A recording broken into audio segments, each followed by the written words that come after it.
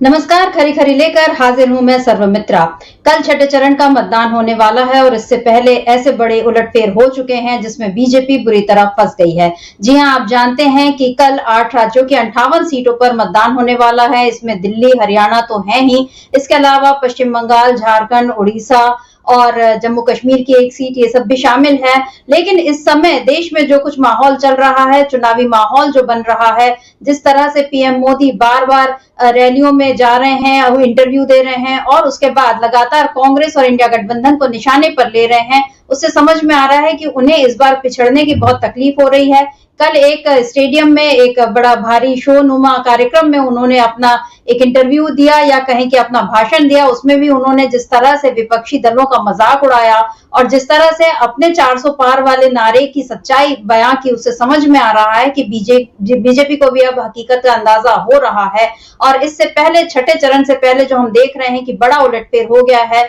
वो इसलिए क्योंकि चाहे यूपी की 14 सीटों की बात करें, चाहे हरियाणा की बात करें, चाहे दिल्ली की बात करें, बीजेपी हर जगह फंसती हुई नजर आ रही है। सभी जगहों पर जितनी सीटें हैं उस पर उसके समीकरण बिगड़ते दिखाई दे रहे हैं। कहीं जातियों के समीकरण पर बात बनाई है तो कहीं पर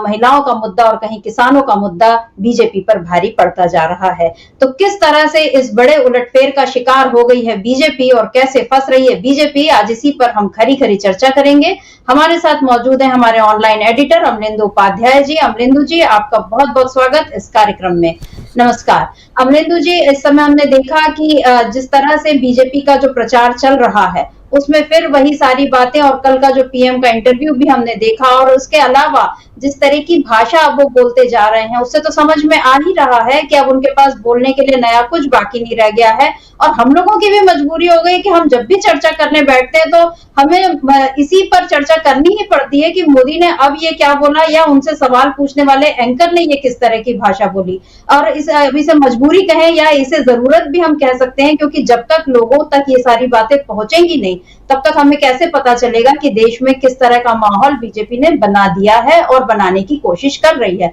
लेकिन इस बीच राहुल गांधी के भी बहुत सारे ऐसे वीडियो सामने आ रहे हैं जिसमें कहीं वो युवाओं से बातें करते दिख रहे हैं, कहीं वो महिलाओं को सांत्वना देते नजर आ रहे हैं। कल ही उनका एक वीडियो वायरल हुआ जिसमें उन्होंने एक महिला को, जब उसने अपनी आप बीती बताई कि कैसे 4 बच्चों को पालने में उसे तकलीफ हो रही है, तो राहुल गांधी ने सबके सामने उसे गले लगाकर सांत्वना दी और कहा कि अब आप मेरी जिम्मेदारी हैं। और आज ये खबर भी आ गई कि राहुल गांधी ने उस महिला के 4 बच्चों की पढ़ाई और उनके हेल्थ केयर सबकी जिम्मेदारी उठा ली है। तो राहुल गांधी तो इस तरह की सहृदयता दिखाए जा रहे हैं, लेकिन इधर मोदी हैं जो इन लोगों की तकलीफ पर बात ही नहीं कर रहे, बल्कि वो एक अजीब से अपने उन्होंने चारों ओर एक सुरक्षा कवच बना लिया और आजकल तो वो अपने आप को जगह जगह घूमकर दैवीय अंश बताने में लगे हुए हैं। उनके ये बयान जो है, इतना मजाक उड़ रहा है इन सारी बातों का, उसके बाद भी वो रुक ही नहीं रहे हैं। तो खैर, मोदी अपनी स्ट्रेटेजी जाने कि वो किस ख्याल से ये सारी बातें कर रहे हैं, लेकिन हकीकत से दूर भागने का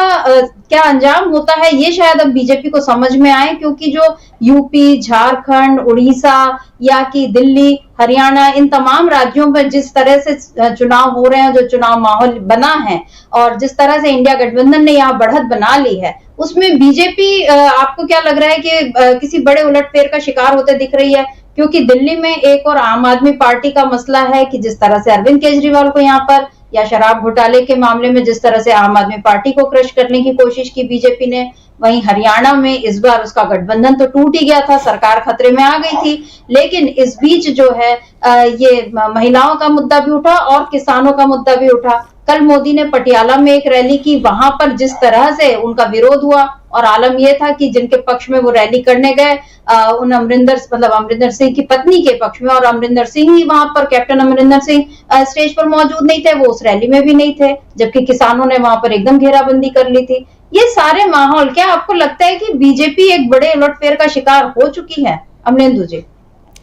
निश्चित तौर पर सुमित्रा जी, और इस बात को भारतीय जनता पार्टी भी अच्छे तरीके से समझ रही है और प्रधानमंत्री नरेंद्र मोदी भी अच्छे से समझ चुके हैं कि अब तख्ता पलट हो चुका है। और ये बात अब जी। उनको समझ में आ गई है अच्छे तरीके से, और इसीलिए अब उनकी भाषा देखिए बदलती हुई दिखाई दे रही है। लेकिन चूंकि प्रधानमंत्री नरेंद्र मोदी अच्छे खिलाड़ी हैं और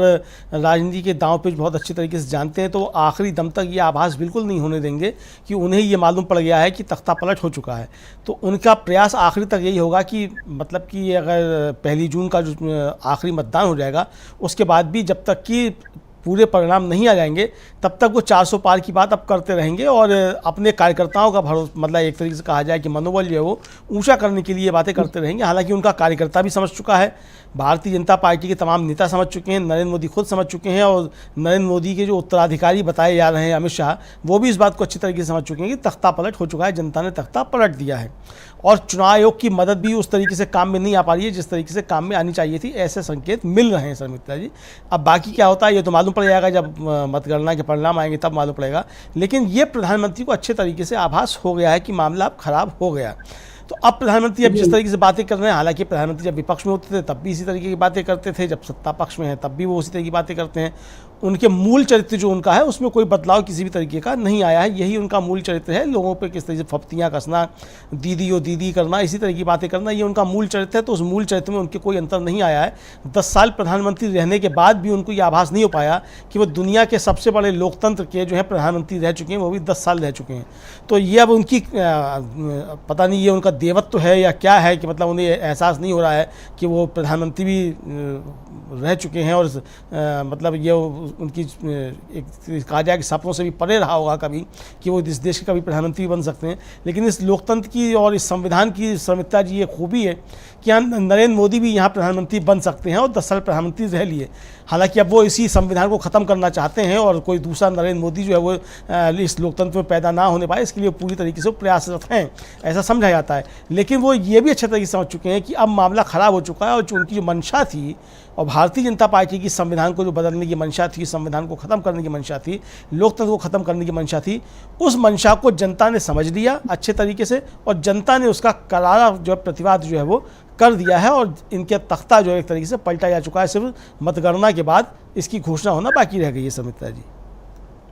जी बिल्कुल, अब तख्ता पलट की या तख्ता बदलने की जो है, क्योंकि तख्ता पलट तो एक मुझे ऐसा लगता है कि जहां पर कोई जोर जबरदस्ती से, और बीजेपी इसमें माहिर है तख्ता पलट करवाने में, लेकिन इस बार उसके तख्त पर संकट आ गया है, ये दिख रहा है। और हम जो बात कर रहे हैं कि छठे चरण से पहले बड़ा उलटफेर, इसके पीछे का कारण यह है कि चाहे झारखंड की सीटें देखें, पश्चिम बंगाल की, उत्तर प्रदेश की, हरियाणा की, दिल्ली की, तमाम सीटें जहां पर बीजेपी ने पहले अच्छा प्रदर्शन किया था, अब उसकी उन सीटों पर भी खतरा मंडरा रहा है। आपने अभी जिक्र किया अमलेंदु जी दीदी और दीदी वाली बात का, तो मुझे याद पड़ता है कि किस तरह से पश्चिम बंगाल में नरेंद्र मोदी ने ये कोशिश की थी कि मैं दीदी और दीदी बोलकर, मतलब बिल्कुल जैसे शोधे होते हैं और सड़क किनारे जिस तरह से महिलाओं पर पप्तियां कसते हैं, वही अंदाज होता था, और इसका बहुत बुरा असर हुआ और बीजेपी पश्चिम बंगाल का चुनाव हार गई थी। वहां पर लोगों ने महिलाओं के अपमान को बर्दाश्त नहीं किया था, और इस बार बीजेपी ने संदेश खाली का मामला उठाया और इस मामले पर वो टीएमसी को घेरने में लगी हुई थी।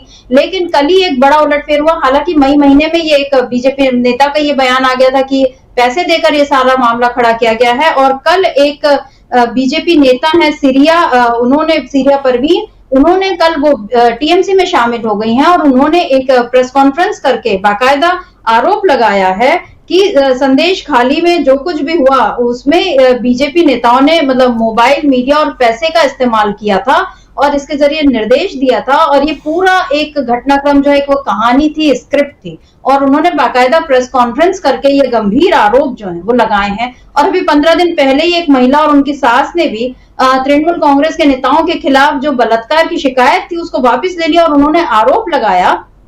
कि उनसे एक जबरदस्ती फर्जी केस कराया गया था और सादे कागज पर, कोरे कागज पर हस्ताक्षर कराए गए थे। तो एक और ये जो संदेश खाली वाला मामला है जिसमें बीजेपी ने ये कोशिश की थी कि वो इंडिया गठबंधन को या कि तृणमूल कांग्रेस को घेर ले और उसे मतलब ममता बनर्जी की छवि को एकदम खराब करे, लेकिन यहाँ पर चुनाव के पहले ये एक बड़ा उलटफेर हो गया। और इधर कर्नाटक में हालांकि चुनाव संपन्न हो चुके हैं, लेकिन प्रज्वल रेवन्ना वाला मामला जो है वो अभी भी बीजेपी के लिए मुश्किल बना हुआ है, क्योंकि ये मामला केवल ऐसा नहीं कि कर्नाटक तक सीमित है। अब बात तो ये उठ रही है कि देश के प्रधानमंत्री ने एक मास रेपिस्ट के लिए भले वो आरोपी है लेकिन कहा तो यही जा रहा है, तो उसके लिए उन्होंने वोट क्यों मांगे, और वोट मांगे, अपनी गलती अभी तक स्वीकार नहीं की, और अब तक प्रज्वल रेवन्ना का जो पासपोर्ट है, डिप्लोमेटिक पासपोर्ट, वो भी रद्द नहीं हुआ है क्योंकि वो तो विदेश भागा हुआ है। और इस मामले में कल ट्वीट भी किया और राहुल गांधी ने भी इस ट्वीट को किया है, और इस ट्वीट में ये सिद्धारमैया जो मुख्यमंत्री हैं कर्नाटक के, उन्होंने चिट्ठी लिखकर बाकायदा ये अपील की है कि भाई आप इसका पासपोर्ट रद्द करें। क्या है ये ट्वीट, इसको देख लेते हैं एक बार। इस ट्वीट में इन्होंने ये लिखा है कि भाई वो एक मास रेपिस्ट को क्यों बचा रहे हैं। ये ट्वीट है कांग्रेस का, जिसमें सिद्धारमैया की इंग्लिश में लिखी हुई चिट्ठी है, जिसमें वो ये मांग कर रहे हैं कि प्रज्वल रेवन्ना के पासपोर्ट को रद्द किया जाए ताकि उसे देश लाने में आसानी हो, मतलब उस पर मामला चलाया जाए। लेकिन हम ये देख रहे हैं कि बीजेपी ने, या क्योंकि सरकार तो अभी भी देश में उसी की है अमलेंदु जी, और अभी तक ये प्रज्वल रेवन्ना वाला मामला जो है वो शांत नहीं हुआ है। आपको क्या लगता है इस मामले का असर, क्योंकि हरियाणा में भी वहां पर जब, क्योंकि महिला पहलवानों वाला जो मुद्दा है उसको लेकर, ये भी हालांकि देश का ही मसला है, लेकिन इसको लेकर हरियाणा में खास तौर पर एक अलग किस्म का गुस्सा देखा जा रहा है, और उधर अग्निवीर वाला मामला भी है, किसानों का मामला भी है। तो हरियाणा में किस तरह से बीजेपी फंसी हुई है, और ये जो प्रज्वल रेवन्ना को लेकर जो ट्वीट हुआ है, या ये जो संदेश खाली वाला मामला आया है, आप किस तरह से देखते हैं, क्या बीजेपी पर इसका बुरा असर हो रहा है? देखिए समिता जी, बीजेपी पे इसका बहुत ज़बरदस्त बुरा असर हो रहा है, और ये बुरा असर आप इस तरीके से समझिए कि इनकी जो असली विचारधारा है, जिसको कहा जा सकता है, या जिस तरीके से प्रधानमंत्री नरेंद्र मोदी या पूरी भारतीय जनता पार्टी जो है इन यौन अपराधियों के साथ खड़ी रहती है, वो देखने लायक है समिता जी। देखिए, अब पहले जब बिल्किस बानो के बलात्कारियों को रिहा कर दिया वहाँ की सरकार ने, और उसके बाद उनका फूल माला डाल करके भारतीय जनता पार्टी के लोगों ने उनका बलात्कारियों का स्वागत किया, पूरी भारतीय जनता पार्टी उन बलात्कारियों के साथ में खड़ी हुई नजर आई। इसी तरीके से ब्रजभूषण शरण सिंह के मामले में यहाँ सड़कों पे, दिल्ली की सड़कों पे पहलवान बेटियों को पीटा गया, पुलिस के द्वारा पिटवाया गया, और किस तरीके से उनके साथ दुर्व्यवहार हुआ ये सबने देखा, और उसके बाद उसको टिकट भी उनके बेटे को दे दिया गया। यानी कि आपने एक तरीके से सीधा सीधा उन महिला पहलवानों को मुँह चढ़ाने का काम किया कि देखो, हम तो तुम्हारे जो अपराधी हैं उनके साथ हम बिल्कुल खड़े हुए हैं। इसी तरीके से समिता जी, प्रज्वल रेवन्ना का जो मामला है, यहाँ भी भारतीय जनता पार्टी उसके साथ खड़ी हुई। आप देखिए कि मज़े की बात क्या है इसमें, कि जो उसके दादा हैं प्रज्वल रेवन्ना के, HT देवेगौड़ा, वो तक कह रहे हैं कि भाई या तो आके यहाँ सरेंडर करो और पुलिस के सामने अपना जो है कानून का हवाला करो और परिवार का सामना करो, वरना फिर जो है सरकार उस पर एक्शन ले। यानी कि उसके घर के लोग जो हैं वो उससे अपने को अलग करने के लिए अब आ गए हैं। HT देवेगौड़ा उससे अपने वो अलग कर रहे हैं, कह रहे हैं यहाँ करके कानून का मतलब सामना करो आकर के। लेकिन नरेंद्र मोदी के मुंह से अभी तक एक शब्द उसको लेकर के नहीं निकला है, और नरेंद्र मोदी की सरकार ने उसको लेकर के अभी तक कोई भी कार्रवाई नहीं की है, जबकि उसके दादा भी कह चुके हैं, कांग्रेस उसकी लगातार मांग कर रही है, वहाँ के मुख्यमंत्री लगातार 2 बार जो है इसको लेकर के चिट्ठी लिख चुके हैं, और जबकि प्रधानमंत्री ने एक टीवी चैनल के साथ साक्षात्कार में क्या कह दिया कि सर सरकार वहाँ किसकी थी, वो कैसे भाग गया। अरे डिप्लोमेटिक पासपोर्ट क्या सरकार राज्य सरकार देती है? मतलब अगर इस प्रधानमंत्री को ये भी नहीं मालूम है कि डिप्लोमेटिक पासपोर्ट कौन देता है, तो ये प्रधानमंत्री कर क्या रहा है इतने समय से, 10 साल से सिर्फ चुनावी भाषण कर रहा है, जिसको ये नहीं मालूम कि डिप्लोमेटिक पासपोर्ट देता कौन है। और जो माइग्रेशन डिपार्टमेंट है वो आता किसके अंतर्गत है? हवाई अड्डों पे जो माइग्रेशन होता है उस जो मोहर लगती है वो कौन लगाता है? वो क्या कर्नाटक की सरकार लगाती है वहां करके? तो ये जिस प्रधानमंत्री को इतना ज्ञान नहीं है समिता जी, तो वो 10 साल से आप समझिए कि देश को किस तरीके से मूर्ख बनाया जा रहा है कि देश का प्रधानमंत्री ये नहीं जानता कि माइग्रेशन डिपार्टमेंट किसके अंतर्गत आता है, डिप्लोमेटिक पासपोर्ट कौन बनाता है। अब वो कह रहा है कि कर्नाटक की सरकार क्या कर रही थी। तो ये तो उनके ज्ञान की बात है, लेकिन उस ज्ञान से अलग हट करके समिता जी जो मूल प्रश्न है, वो मूल प्रश्न ये है कि भारतीय जनता पार्टी तमाम बलात्कारियों और यौन अपराधियों के साथ खड़ी हुई दिखाई क्यों देती है? वो चाहे कुलदीप सिंह सेंगर का मामला हो, चाहे वो हाथरस की बेटियों का मामला हो, चाहे वो पहलवान बेटियों का मामला हो, चाहे प्रज्वल रेवन्ना का मामला हो, और चाहे बिल्किस बानो के बलात्कारियों का मामला हो, सारे बलात्कारियों यौन अपराधियों के साथ भारतीय जनता पार्टी खुल करके तन के खड़ी होती है, और चाहे फिर वो अंकिता भंडारी का उत्तराखंड का मामला हो। तो ये सारी चीज़ें इन लोग की हैं, और इसका ज़बरदस्त तरीके से असर पड़ने वाला है। संदेश खाली का जिस तरीके से मसला बनाया गया, आप देखिए वो संदेश खाली का मसला बनाने वाला वो गवर्नर जो है उसके ऊपर किस तरीके से आरोप लगे हैं। खुद पुलिस के सामने नहीं जा रहा है, अपने कर्मचारियों से भी कह रहा है कि पुलिस के सामने मत जाओ। पुलिस जांच नहीं करे, उनके सामने पेश मत हो। यानी किस तरीके से भारतीय जनता पार्टी जो है वो किस तरीके से बलात्कारियों, यौन अपराधियों की संरक्षण स्थली बन गई है, इसको इस तरीके से समझा जा सकता है साफ तौर पे। मुझे लगता है कि इसका असर निश्चित तौर पे चुनाव में होने जा रहा है और खासतौर से महिला वोटर्स जो हैं उनके ऊपर इसका बहुत ज़्यादा प्रभाव होने जा रहा है। बिल्कुल, महिला वोटर्स पर इसका खास असर पड़ेगा और इस बार जो 5वें चरण के जो परसेंटेज आए हैं और जो थोड़े बढ़े हुए हैं पिछले चरणों के, उसमें ये बताया गया है कि इस बार महिला वोटरों ने मतलब 5वें चरण में थोड़े ज्यादा वोट दिए हैं। अब ये देखना होगा कि ये वोट किसके खाते में पड़े। हालांकि उम्मीद तो यही दिखाई जा रही है कि ये वोटर भी इंडिया गठबंधन के समर्थन में ही आगे आए हैं। अब कल 6वां चरण है और उसके बाद 1 तारीख को 7वां चरण है, यानी आखिरी चरण, और उसके बाद 4 जून को मतगणना, जिसमें बीजेपी की हालत अभी से खराब दिखाई दे रही है। हम बात कर रहे हैं कि 6ठे चरण से पहले किस तरह से बड़ा उलटफेर हुआ। अभी हमने देखा कि पश्चिम बंगाल में क्या असर हो सकता है संदेश खाली मामले के इस खुलासे का। हालांकि सच्चाई तो जांच के बाद पता सामने आएगी, लेकिन जो खुलासे हो रहे हैं उसमें बीजेपी को बड़ा झटका लग सकता है। इधर यूपी में भी अमलेंदु जी, अभी पिछले जितने चरण हुए और उनमें यूपी की सीटों पर बीजेपी को नुकसान ही देखने मिल रहा है। या जो पहले माहौल था कि बीजेपी बिल्कुल यूपी से एकदम अजय उसके तरह निकलती थी कि हमको तो यहाँ कोई हरा नहीं सकता, इस बार सपा ने और इंडिया गठबंधन ने यूपी में भी बीजेपी का खेल बिगाड़ दिया है। यूपी में कल जिन सीटों पर चुनाव होने वाले हैं उनमें सुल्तानपुर, प्रतापगढ़, फूलपुर, इलाहाबाद, अंबेडकर नगर, श्रावस्ती, डुमरियागंज, बस्ती, संत कबीर नगर, लालगंज, आजमगढ़, जौनपुर, मछली शहर और भदोही, ये सीटें हैं। अमरेंदु जी, इसमें सुल्तानपुर पर यानी मेनका गांधी हैं वहां से, और कल वरुण गांधी ने एक जो बयान दिया था वो मतलब बहुत चर्चा में आया कि जैसी रौनक रायबरेली और अमेठी में है वैसे ही सुल्तानपुर में। मतलब यहाँ पर वरुण गांधी ने, आपको क्या लगता है, ये एक संदेश दे दिया कि गांधी परिवार। उसके बाद फिर भारतीय जनता पार्टी के साथ रही और जो अभी नए संसद भवन का एक तरीके से उद्घाटन हुआ था उसके दौरान सबसे ज़्यादा जो अनुभवी सांसद हैं उनमें मेनका गांधी को शामिल करते हुए जो था वो मेनका गांधी उसमें शामिल हुई थी, उन्होंने उसमें भाषण दिया था। तो ये तो मेनका गांधी का कुल मिला के मसला था, लेकिन वरुण गांधी ने एक तरीके से कहा जाए वो संदेश दे दिया था कि किस तरीके से मतलब एकजुट है गांधी परिवार। तो ये तो समझता है गांधी परिवार की एकजुटता की बात थी, लेकिन 6ठे चरण से पहले जो है अगर वरुण गांधी इस तरीके को कोई संकेत दे रहे हैं समिता जी, तो ये सिर्फ गांधी परिवार की एकता का मुझे लगता है कि मसला नहीं है। वरुण गांधी ने बिल्कुल साफ साफ संकेत दे दिया है कि उनकी माँ भी जो है वो समय आने पे पाला बदल सकती हैं, और हालांकि उनकी माँ है तो इसलिए वो कह रहे हैं कि यहाँ भी उसी तरीके की रौनक है जैसी रायबरेली और अमेठी में है। लेकिन वो ये बताना चाह रहे हैं कि रायबरेली और अमेठी की जो रौनक है वो हो सकता है कि वो शायद ये स्वीकार कर रहे हो कि उनकी माँ भी जो है वो चूँकि भारतीय जनता पार्टी के टिकट पर इसलिए हार रही हैं, और यहाँ भी रौनक जो उसी तरीके की है, इंडिया गठबंधन की रौनक है, इस बात को स्वीकार कर रहे हैं, लेकिन खुल करके बोल नहीं पा रहे हैं क्योंकि माँ का मसला है, पार्टी का मसला नहीं है। मित्रा जी, बिल्कुल, इंडिया गठबंधन का मसला है और माँ का भी मसला है, और रौनक जो है वो इंडिया गठबंधन की है, बिल्कुल दिखाई जा रही है वहां पर। और हम आपको बता दें अमलेंदु जी और दर्शकों को हम बता दें कि इन जो 14 सीटें हैं इस समय यूपी में जहां पर कल चुनाव होने हैं, उनमें से 10 सीटें ऐसी थी जहां बीजेपी पिछले बार जीती थी और 3 सीटों पर बीएसपी थी और 1 सीट ही समाजवादी पार्टी को मिली थी आजमगढ़ की, लेकिन वो भी उपचुनाव में अखिलेश यादव के हाथ से निकल गई थी। और इस बार जो बताया जा रहा है कि इन 14 सीटों पर जातियों का समीकरण वहां पर बड़ा खेल कर सकता है, क्योंकि बीजेपी ने वहां पर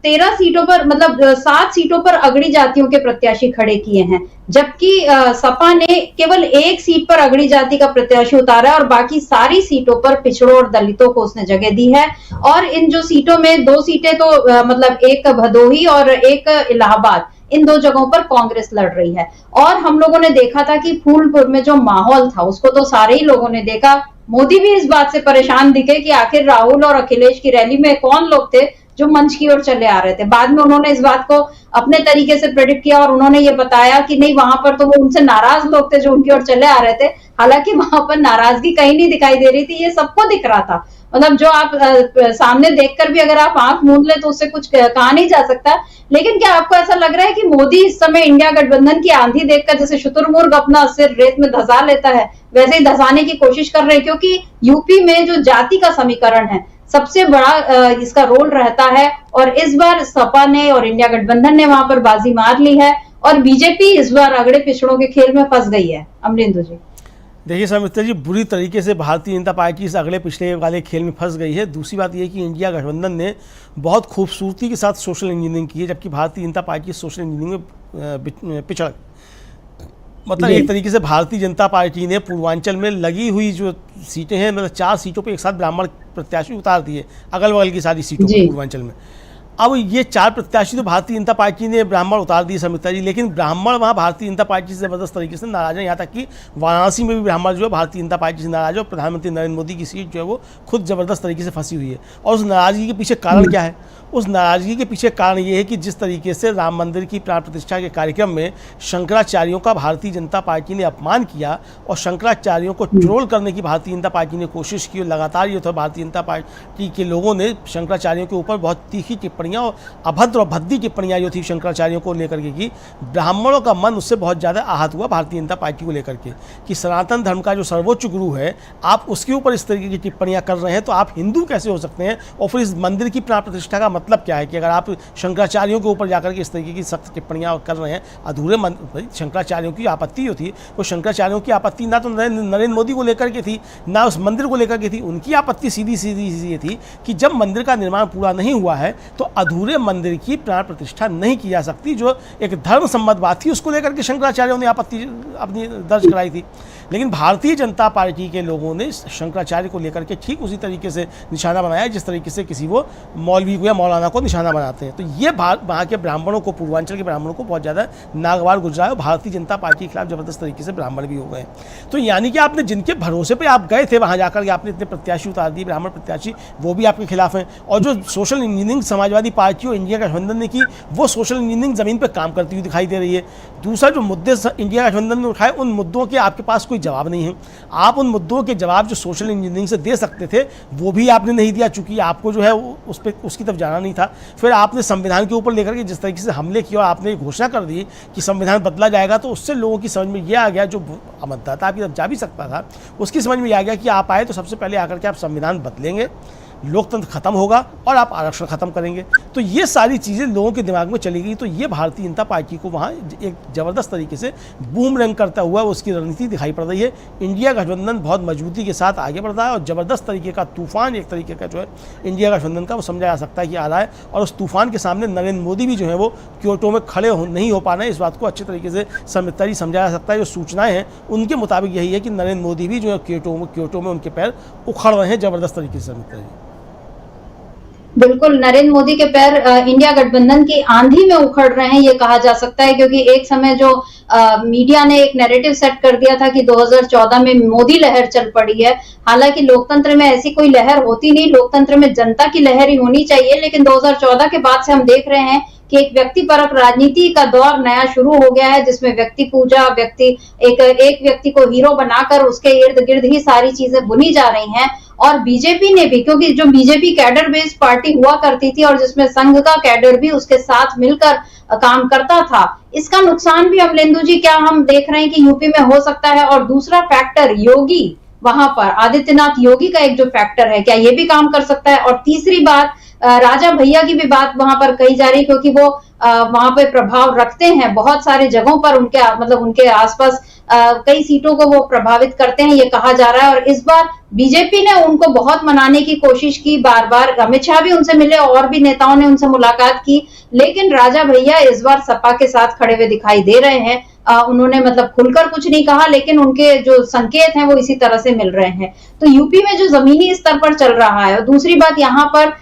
एक बार तो श्मशान कब्रिस्तान और उसके बाद 20 और 80 वाला मामला हम लोगों ने विधानसभा चुनाव में देखा था। आपको क्या लगता है कि इस बार हिंदुत्व का कार्ड, क्योंकि राम मंदिर के पीछे का आपने बता ही दिया कि किस तरह से शंकराचार्य के अपमान का से नाराजगी है, लेकिन क्या अयोध्या में राम मंदिर बनाने का भी कोई फायदा बीजेपी को नहीं मिल पा रहा है? क्योंकि मोदी भी अब मंदिर की बात तो वो अभी भी कर रहे हैं, लेकिन जिस तरह से नड्डा ने बयान दिया था कि अब आरएसएस की हमको जरूरत नहीं, या मथुरा और काशी में अभी हम नहीं बनाएंगे मंदिर, और ये तो भावनाओं में बहकर लोग बोल देते हैं। क्या ये इन सारी बातों से लोगों को भी ये सच समझ में आ रहा है? और क्या यहाँ पर भी महंगाई और अग्निवीर जैसे मामले और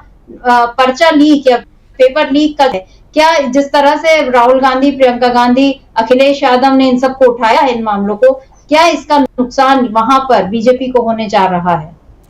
निश्चित तौर पर समिता जी, बीजेपी को वहाँ कई मुद्दों पे नुकसान होने जा रहा है। एक तो जो अयोध्या की सीट है, वो अयोध्या की सीट भी भारतीय जनता पार्टी हार रही है, इस तरीके की सूचनाएं हैं। और अगर अयोध्या में ही भारतीय जनता पार्टी हार रही है तो राम मंदिर का फायदा फिर भारतीय जनता पार्टी को कहाँ हो रहा है? तो पाकिस्तान में हो रहा होगा, भारत में तो कहीं नहीं होता हुआ दिख नहीं पड़ रहा है। ये तो साफ तौर पर समझा सकता है समिता जी। तो ये तो भारतीय जनता पार्टी जाने कि उसको क्या करना है क्या नहीं करना है, वो बाबरी ताला कहाँ लगवाना है मोदी जी को, ये मोदी जी जाने कि कहाँ लगने जा रहा है। वो 7 लोक कल्याण मार्ग है उस पर लगने जा रहा है, कहाँ लगने जा रहा है वो तो प्रधानमंत्री जाने। हम लोगों को मालूम भी नहीं है कोई बाबरी ताला भी होता है, लेकिन नरेंद्र मोदी ने कहा है तो कोई ना कोई बाबरी ताला निश्चित तौर पर होता होगा, उनके यहाँ रखा होगा। चूँकि उनके यहाँ ईद पे खाना नहीं बनता था ऐसा बताया गया, तो उनके यहाँ कोई बाबरी ताला भी रखा होगा। तो वो बाबरी ताला नरेंद्र मोदी कहाँ लगवाने जाने वो नरेंद्र मोदी जाने। लेकिन कुल मिला के बहुत सारे मुद्दों का भारतीय जनता पार्टी को समझता है ज़बरदस्त तरीके से नुकसान होने जा रहा है। इसमें आपने जो राजा भैया की बात की, राजा भैया का कोई 4-5 सीटें जो उन पर अच्छा असर है। प्रतापगढ़ है, कौशाम्बी है, सोनभद्र की मिर्ज़ापुर सीट है, सोनभद्र है, मतलब 4-5 सीटें जो हैं उस इलाके की ऐसी हैं जिन पर राजा भैया का अच्छा खासा असर है। राजा भैया ने पहले तो प्रतापगढ़ का जब मामला था तो उन्होंने खामोशी थोड़ी सी बरती और साफ साफ नहीं कहा कि भाई किसको समर्थन देना है किसको समर्थन नहीं देना है। लेकिन अब तो एक तरीके से जो अनुप्रिया पटेल हैं भारतीय जनता पार्टी की सहयोगी हैं, एनडीए की सदस्य हैं, उन्होंने जब राजा भैया के ऊपर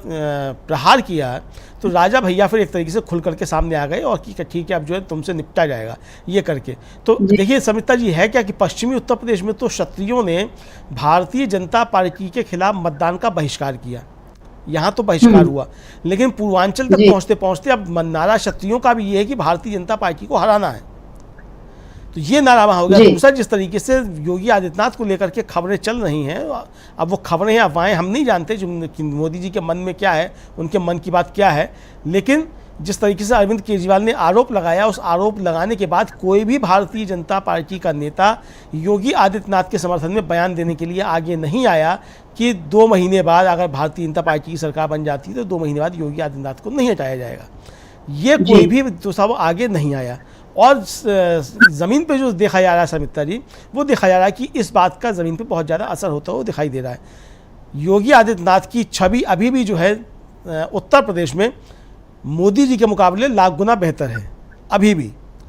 योगी आदित्यनाथ के बारे में ये नहीं कहा सकता कि योगी आदित्यनाथ जो है वो लफाजी करते हैं कि झूठ बोलते हैं, इधर उधर की बातें करते हैं। उनकी अब बातों से असहमति हो सकती है क्योंकि वो जिस विचारधारा से आते हैं, जाहिर सी बात है कि उस विचारधारा की बातों में वो एक घृणा का पुट, हिंसा का पुट वो रहता है, वो है। लेकिन ये नहीं कहा जा सकता कि योगी आदित्यनाथ जो है वो इस तरीके से झूठ बोलते हैं जैसे नरेंद्र मोदी के बारे में कहा जाता है कि ये तो झूठ बोलते हैं। तो इस तरह की बातें योगी आदित्यनाथ को लेकर के नहीं है।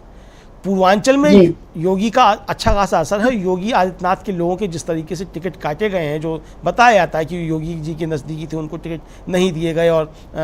योगी जी के विरोधियों को बहुत सारे टिकट दिए गए, इसको लेकर के भारतीय जनता पार्टी की अंदरूनी राजनीति जो उत्तर प्रदेश की है उसमें भी भारतीय जनता पार्टी को ज़बरदस्त तरीके से नुकसान होता हुआ नज़र आ रहा है समिता जी। तो अब इस नुकसान की भरपाई कहाँ से, अब तो भरपाई हो नहीं सकती। देखिए कल हरियाणा पूरा निपट जाएगा, पंजाब बचा है वहाँ आप उसकी भरपाई कर नहीं सकते, फिर उसके बाद बचेगा यूपी, बिहार और बंगाल। यहाँ वैसी भारतीय जनता पार्टी पूरी तरीके से संकट में, तो अब भरपाई कहीं से नहीं होने जा रही है। भारतीय जनता पार्टी अच्छी तरीके से समझ चुकी है कि अगर निष्पक्ष चुनाव हो रहे हैं तो भारतीय जनता पार्टी 100 का आंकड़ा छूने वाली नहीं है। बाकी अब चुनाव आयोग की मदद से हो सकता है कुछ सीटें कुछ बढ़ा जाए, इस तरीके की जो बातें चल रही हैं, तो वो एक मदद थोड़ी सी हो सकता है। लेकिन उसके बाद उस मदद के बाद भी जो है मुझे नहीं लगता कि जो है 150 के ऊपर पहुंच पाएंगे किसी भी तरीके से। और अगर निष्पक्ष चुनाव हो रहे हैं तो फिर 100 के नीचे भारतीय जनता पार्टी का आंकड़ा रहेगा, ऐसा समझा जा सकता है समिता जी।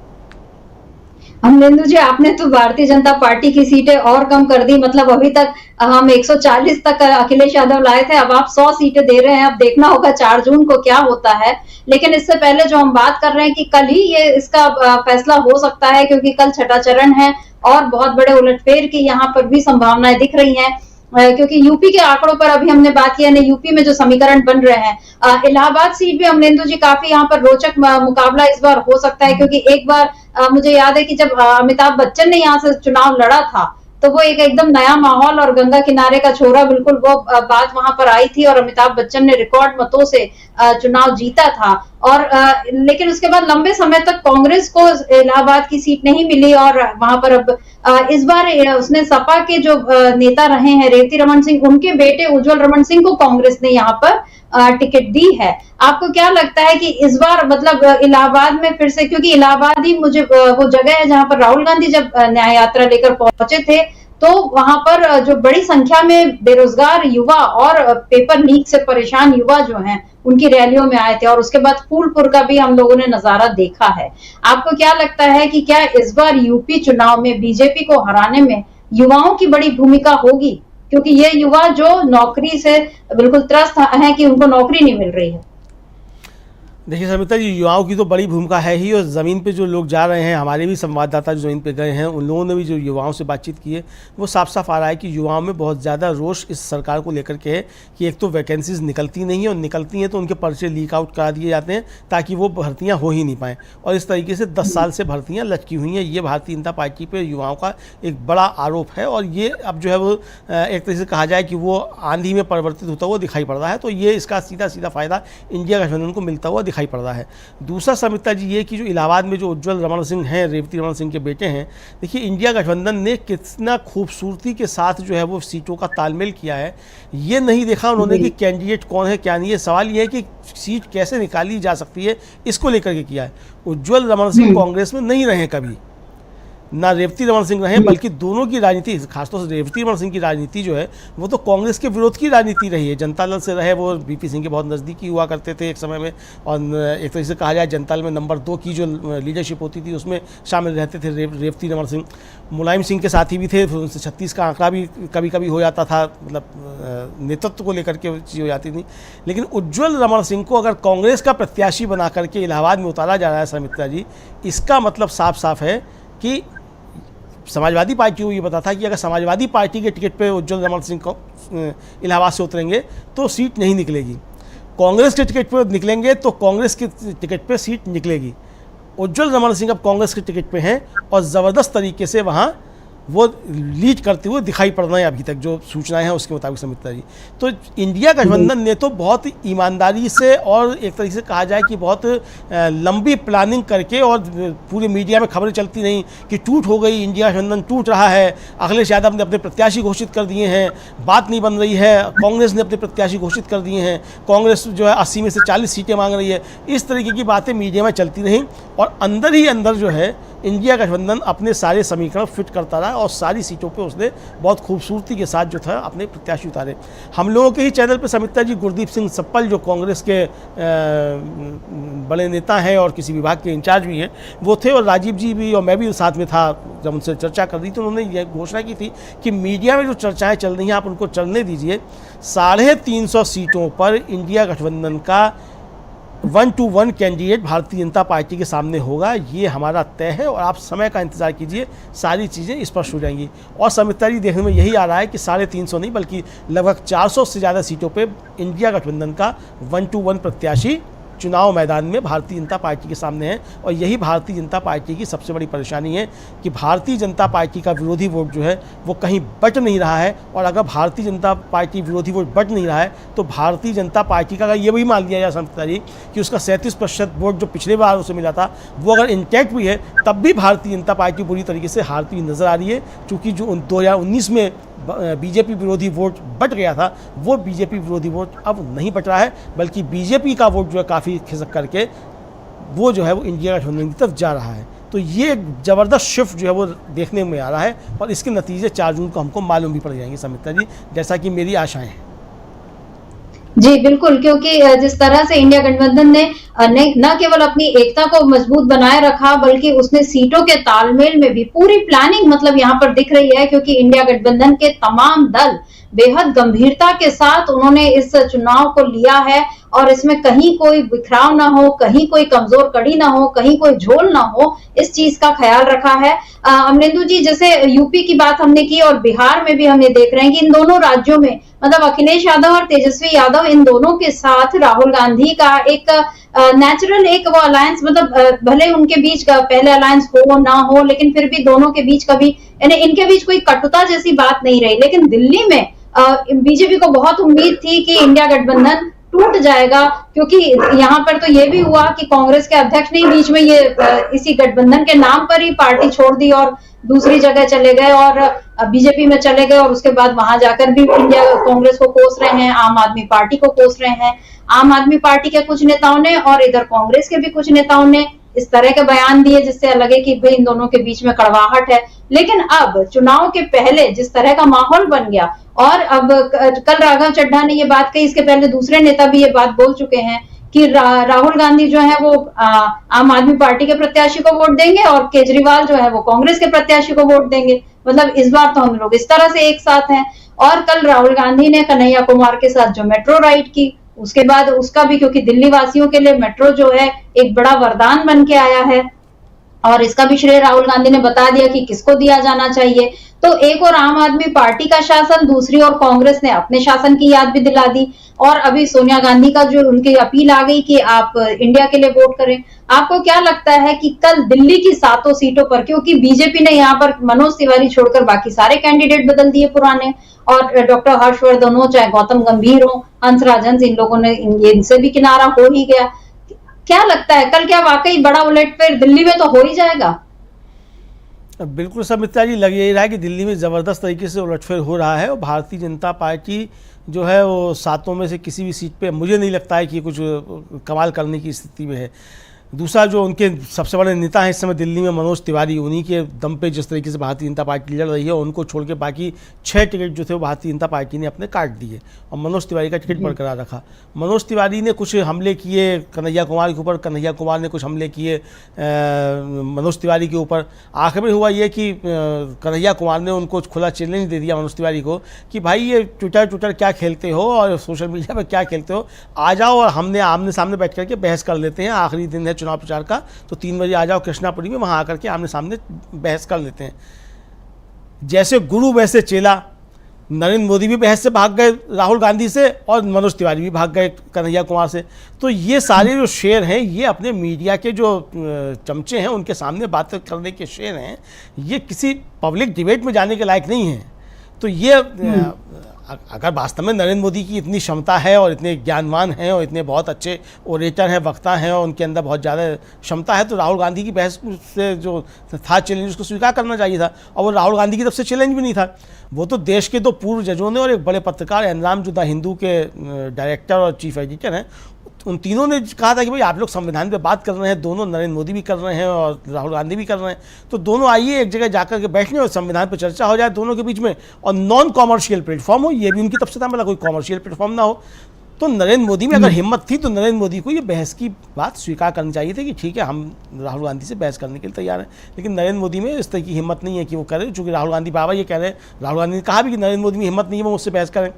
मुझे लगता है कि अगर नरेंद्र मोदी में हिम्मत है और उनका 56 इंच का छाती है जैसा कहते हैं, और एक अकेले सब पे भारी हैं, तो उनको फिर राहुल गांधी से इस बहस का निमंत्रण था वो स्वीकार करना चाहिए था और इस पर जाना चाहिए था। मनोज तिवारी भी नहीं गए। तो समिता जी, ये सारी चीज़ें जिस तरीके से देखने को लग रही हैं, इससे साफ तौर पर लग रहा है दिल्ली में लोगों की जो समस्याएँ हैं वो समस्याएँ, और उसके बाद जो दिल्ली में जो सबसे बड़ा असर है वो अरविंद केजरीवाल को जिस तरीके से जेल भेजा गया, और आज तक समिता जी अरविंद केजरीवाल भी इस बात को कह रहे हैं, और हम लोग भी लगातार देख रहे हैं उनके पूरे केसेस की जो हम लोगों ने लाइव रिपोर्टिंग एक तरीके से की है, जो सुप्रीम कोर्ट में बहस हुई है या हाई कोर्ट में बहस हुई है, सारी चीज़ों की।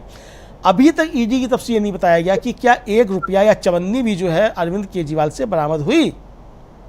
जी। क्या कोई मनी ट्रेल आपने पकड़ा?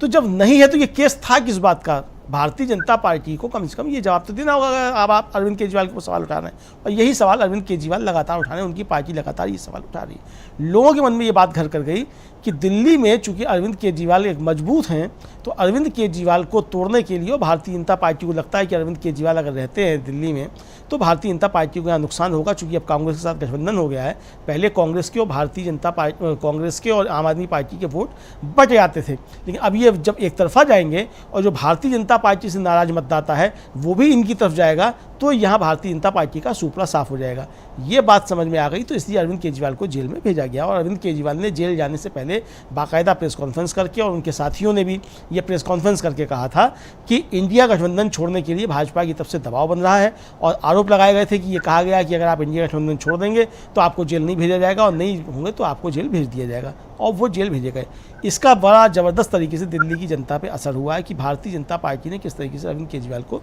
जेल में भेजा। तो ये समिता जी, मुझे लगता है कि कल दिल्ली में तो खैर ज़बरदस्त तरीके से उलटफेर हो ही रहा है, बाकी अब जो चरण बचे हैं उनमें भी ज़बरदस्त तरीके से उलटफेर निश्चित तौर पर हो रहा है। 6ठे चरण से पहले हम समझ सकते हैं कि एक बड़ा उलटफेर जो है वो भारतीय जनता पार्टी को काफ़ी ज़्यादा परेशान करने वाला होगा समिता जी।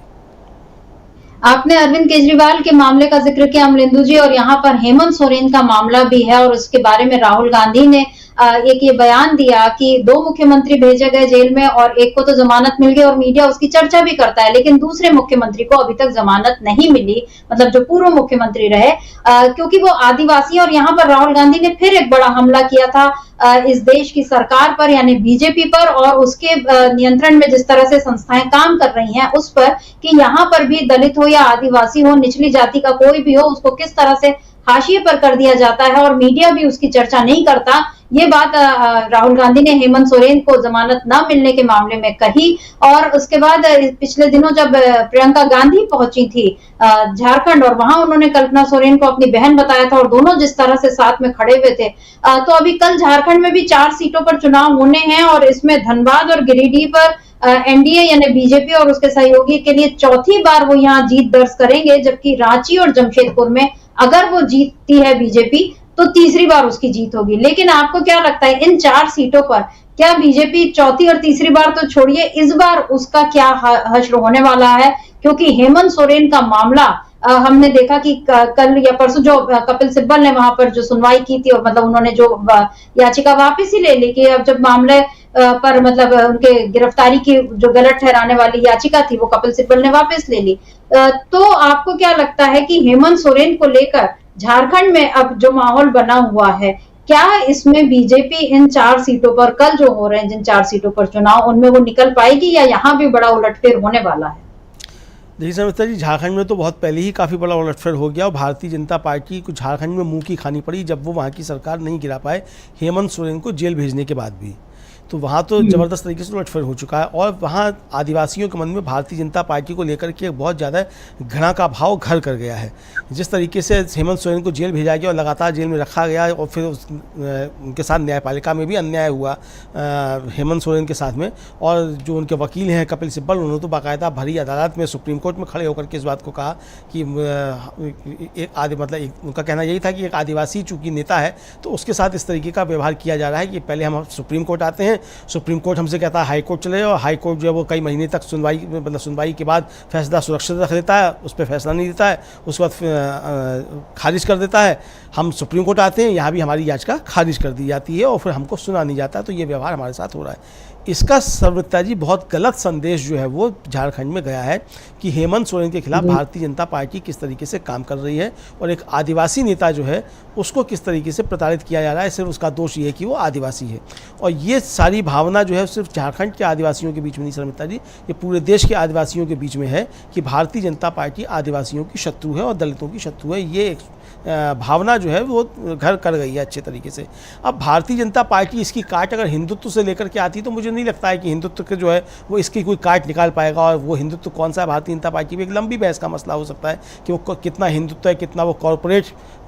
है उनका हिंदुत्व, कितना वो अडानी अंबानी का है वो हिंदुत्व, ये समझना होगा, और कितना हिंदुओं का समझना वो अलग का मसला है। लेकिन जो हेमंत सोरेन को लेकर के झारखंड में स्थिति बन रही है वो भारतीय जनता पार्टी को बूमरैंग करने वाली है। भारतीय जनता पार्टी को बाद में ये पछतावा होगा कि उसने अरविंद केजरीवाल और हेमंत सोरेन को जेल भेज करके बहुत बड़ी गलती की। एक तो इन दोनों घटनाओं ने पूरे इंडिया गठबंधन को एकजुट कर दिया, ना सिर्फ नेताओं के स्तर पे, पार्टियों के स्तर पे, बल्कि कार्यकर्ता भी, उनका मतदाता भी, मतलब हर स्तर पे इंडिया गठबंधन ज़बरदस्त तरीके से एकजुट हो गया और ये प्रण कर लिया उसने कि अब भारतीय जनता पार्टी को किसी भी तरीके से सत्ता से हटाना है। ये नहीं देखना है कि प्रत्याशी कौन है या किस दल का प्रत्याशी है, इंडिया गठबंधन की किस दल का प्रत्याशी है, जो भी हो वो हमारा प्रत्याशी हो, उसको जिताना है। ये भावना इंडिया गठबंधन के कार्यकर्ताओं के बीच भी घर कर गई है और उनका जो मतदाता है उसके बीच भी ये भावना घर कर गई है। तो समिता जी, इसका भारतीय जनता पार्टी को झारखंड में भी ज़बरदस्त तरीके से नुकसान होने जा रहा है। हम समझ सकते हैं कि छठे चरण से पहले जो हेमंत सोरेन के मामले पर सुप्रीम कोर्ट में सुनवाई हुई, इसका भी उलटफेर ज़बरदस्त तरीके से हुआ। भारतीय जनता पार्टी को झारखंड में लेने के देने पड़ जाएंगे। बीजेपी को ही लग रहा है कि हर जगह न केवल झारखंड बल्कि कल जो में चुनाव हो रहे हैं वहां बीजेपी को लेने के देने पड़ेंगे, क्योंकि ओडिशा का मामला, वहां पर संबित पात्रा का जो बयान है वो उनको नुकसान कर सकता है और उसके साथ साथ पूरी बीजेपी को क्योंकि वहां पर तो महाप्रभु जगन्नाथ के श्रद्धा जो है उसी पर यहाँ पर सवाल उठा दिए संबित पात्रा ने मोदी को, भगवान जगन्नाथ को मोदी का भक्त बताकर। अब इस नुकसान की भरपाई कैसे होगी ये भी देखना होगा। इधर चाहे हरियाणा की बात करें, दिल्ली, उत्तर प्रदेश, झारखंड, तमाम राज्यों के समीकरण हम देख रहे हैं कि किस तरह से इंडिया गठबंधन के कारण बीजेपी के लिए बात जो है वो बिगड़ गई है। इंडिया गठबंधन ने अपने समीकरण इस तरह से बनाए हैं कि अब उसने एक एकता की मजबूत जो दीवार है वो वहां पर खड़ी कर दी है। अब तक बीजेपी को इसी बात का फायदा मिलता था कि अलग अलग दलों के बीच वोटों का बंटवारा हो जाया करता था, धर्म और जातियों के नाम पर वोटों का बंटवारा हो जाया करता था, मुद्दों के नाम पर वोट बढ़ जाया करते थे। लेकिन इस बार हर एक मामले पर इंडिया गठबंधन अपनी मजबूती के साथ आगे बढ़ चुका है। उसकी रणनीति ऐसी है कि बीजेपी इस बार उसकी कोई काट ढूंढ नहीं पा रही है और इसीलिए हम कह रहे हैं कि कल छठे चरण से पहले बड़ा उलटफेर हो चुका है और कल जब मतदान होगा और उसके बाद आंकड़े जब सामने आएंगे या कि 4 जून को जो नतीजे सामने आएंगे उसमें पता चल ही जाएगा कि हमने आज जो विश्लेषण किया उसमें वो हम कितने सही उतरे या कहां हमारी कोई कमी रही, ये 4 जून को हमको पता चल ही जाएगा। तो अमलेंदु जी, आज इस चर्चा को हम यहीं रोकते हैं। आपका बहुत बहुत शुक्रिया और शुक्रिया आप तमाम दर्शकों का जो आज हमारे साथ इस चर्चा में जुड़े और आपने इस चर्चा को ध्यान से सुना। आगे भी बने रहिए डीबी लाइव के साथ, देखते रहिए डीबी लाइव। नमस्कार।